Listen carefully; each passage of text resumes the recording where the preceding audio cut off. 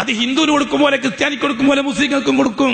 അതിനൊരു അജ്മീർ യാത്രയോ നാവൂർ യാത്രയോ പോത്തിനെ അറുക്കലോ എരുമിനെ അറുക്കലോ ആവശ്യമില്ല. അത് വിഡ്ഢിത്തമാണ്. ഈ ഉമ്മത്ത് ചെയ്യുന്ന പടുവിഡ്ഢിത്തം. ക്രിസ്ത്യാനിക്ക് അല്ല ഓശാരമായി കൊടുക്കുന്നു, ജൂതനല്ല ഓശാരമായി കൊടുക്കുന്നു, കമ്മ്യൂണിസ്റ്റുകാരനും കൊടുക്കുന്നു, മുസ്ലിമീങ്ങൾക്ക് പോത്തിനെ അറുത്തലേ കൊടുക്കുള്ളൂ. ഇത് ആരുണ്ടാക്കിയ തോന്നിയ വാസമാണ്. അള്ളാഹുവിന്റെ ഈ ഏർപ്പാടിൽ അള്ളാന്റെ മേൽ കള്ളം ആരോപിക്കുന്നവനേക്കാൾ കടുപ്പപ്പെട്ടവൻ ആരാ? ഇത് അള്ളാന്റെ മേൽ കള്ളം ആരോപിക്കലല്ലേ? ഈ ശൈഖിന് പോത്തിനടുത്ത് നേർച്ചയാക്കിയാലേ നിങ്ങളെ കാര്യം നടക്കൂ എന്ന് വിശ്വസിപ്പിച്ചത് കള്ളമല്ലേ? അള്ളാഹു ചെയ്യുന്ന ജോലിയെ നേരെ തിരിച്ചു പറഞ്ഞു കൊടുക്കലല്ലേ? മറ്റുള്ളവർക്ക് ഫ്രീ ആയിട്ട് കൊടുക്കുന്ന അള്ളാഹ് ഞമ്മക്ക് കിട്ടണമെങ്കിൽ പോത്തിനെ നേർച്ചയാക്കണം എന്ന് പറയുന്നത് കള്ളത്തരവും വിഡ്ഢിത്തവും തോന്നിയവാസവും അല്ലെങ്കിൽ പിന്നെന്താ? എന്താ? കള്ളമാണ് അള്ളാഹുവിന്റെ മേൽ ആരോപിച്ച കള്ളം. എന്ന ആദർശം അങ്ങനെയല്ല. ആദർശത്തിൽ പോറലേറ്റാൽ അള്ളാഹു തആല ദുനിയാവിൽ നിന്ന് മുസ്ലിങ്ങൾ പിടിക്കും. എന്താണ് ആദർശം? ലാ ഇലാഹ ഇല്ലല്ലാഹ് കൊടുത്ത ഷഹാദ, മുഹമ്മദുർ റസൂലുള്ളാഹ് കൊടുത്ത ഷഹാദ. ആ ഷഹാദത്തിന് എന്തെങ്കിലും തരത്തിൽ ഖിയാനത്ത് സംഭവിച്ചാൽ മുസ്ലിമീങ്ങളെ അള്ളാഹു തആല പിടിക്കും. ആ പിടുത്തമാണ് ഫലസ്തീൻ തൊട്ട് നാദാപുരം വരെ നാം കാണുന്നത്. അതുകൊണ്ട് തന്നെ UN വിചാരിച്ചാൽ ഈ പ്രശ്നം പരിഹരിക്കാൻ കഴിയില്ല. ലോകത്തുള്ള മുഴുവൻ രാജ്യങ്ങളും വിചാരിച്ചാൽ ഈ പ്രശ്നം പരിഹരിക്കാൻ സാധിക്കൂല.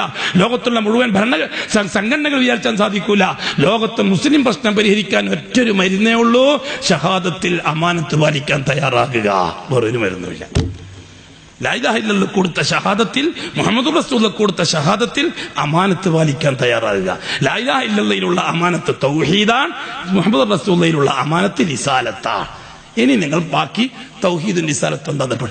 ഇതാണ് സലഫി പ്രസ്ഥാനങ്ങൾ ലോകത്തിന്റെ മുമ്പിൽ സമർപ്പിക്കുന്ന വിഷയം. വേറെ പുതുതായിട്ടൊന്നും സലഫി പ്രസ്ഥാനങ്ങൾ പറയാനില്ല, ലോകത്തൊരിടത്തും പറയാനില്ല.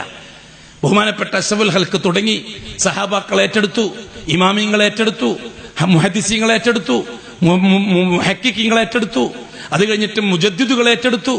ആ പാരമ്പര്യമായിട്ട് കിട്ടിയ, അഷ്റഫുൽ ഖൽഖിൽ നിന്ന് പാരമ്പര്യമായിട്ട് കിട്ടിയ ഇസ്ലാമിന്റെ അടിസ്ഥാന പ്രമാണമായ ലാ ഇലാഹ ഇല്ലല്ലാഹ് മുഹമ്മദുർ റസൂലുള്ളാഹ്, ആ ഷഹാദ ലോകത്തെ മാലോകരെ അറിയിക്കുക.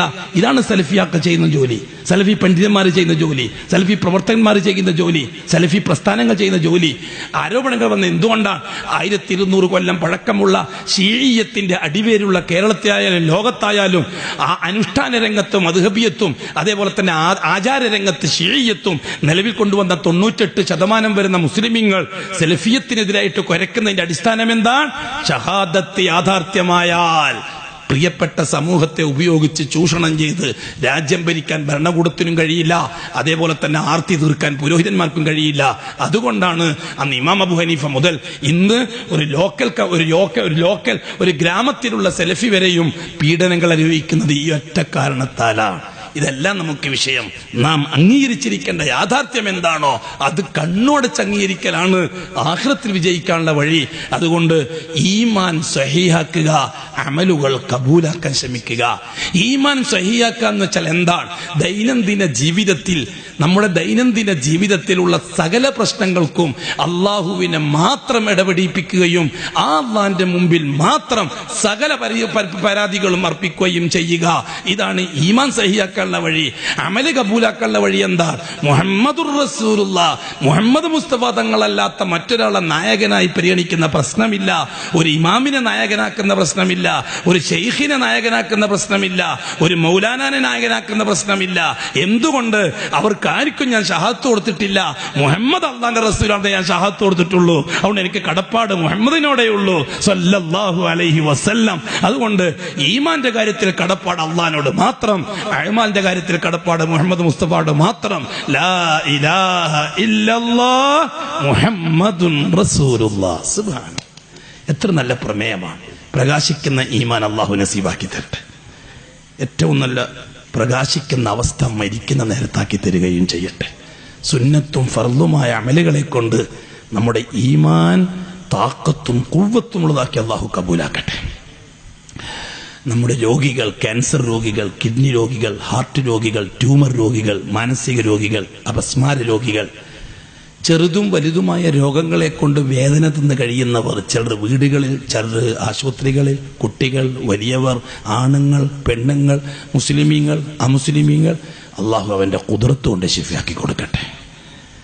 നമുക്കത്രയും രോഗങ്ങളൊന്നും വരാതെ തരാതെ അള്ളാഹു കാക്കുകയും ഈ തന്ന ആഫിയത്ത് ഒരു പോറലും ഏൽക്കാതെ മരിക്കുന്നത് വരെ അള്ളാഹു നിലനിർത്തി തരികയും ചെയ്യട്ടെ. നമ്മുടെ ഗർഭിണികൾക്ക് സുഖപ്രസവവും ആഫിയത്തും അള്ളാഹു ഓശാരമായി നൽകി അനുഗ്രഹിക്കട്ടെ. നമ്മിൽ നിന്ന് മരിച്ചുപോയവർ, നമ്മുടെ ഉമ്മുമ്മമാർ, ഉപ്പുപ്പമാർ ബർസഖിന്റെ ലോകത്താണ്, കാത്തിരിപ്പിന്റെ ലോകത്ത്. ചിലർ അള്ളാഹുവിൻ്റെ അടുക്കൽ നല്ല റാഹത്തിലാണ്. മറ്റ് ചിലർ എന്തോ കാരണത്താൽ അള്ളാഹുവിൽ നിന്ന് വളരെ അകലത്തിലും ദൂരത്തിലും പ്രയാസത്തിലും വിഷമത്തിലുമാണ്. എല്ലാവരെയും ആ നല്ലവരെ കൂട്ടത്തിൽ അള്ളാഹു അവൻ്റെ ഔദാര്യം കൊണ്ട് ഉൾപ്പെടുത്തി കൊടുക്കട്ടെ. നമ്മൾ മരിച്ച് ബർസഖിലെത്തുമ്പോൾ ആ നല്ലവരോടൊപ്പം ചെന്ന് ചേരാനും അവരെയും കൂട്ടി ജന്നത്തുൽ ഫിർദൗസിലെത്താനും നമ്മുടെ തൗഹീദിന്റെ, ഷഹാദത്തിന്റെ, അമാനത്തിന്റെ രേഖകൾ അള്ളാഹ് പരിശോധിക്കുമ്പോൾ അത് അള്ളാഹ്ക്ക് ബോധ്യപ്പെട്ട്, അത് അള്ളാഹ്ക്ക് ഇഷ്ടപ്പെട്ട്, അള്ളാഹിന്റെ അടുത്ത അയൽവക്കക്കാരായി അബദുൽ ആബാദ് കഴിയാൻ, കാലാകാലം കഴിയാൻ എന്താണോ വേണ്ടത് മരിക്കുന്നതിന് മുമ്പ് അള്ളാഹു അവന്റെ ഔദാര്യം കൊണ്ട് നമുക്ക് പൂർത്തിയാക്കി തരികയും ചെയ്യട്ടെ.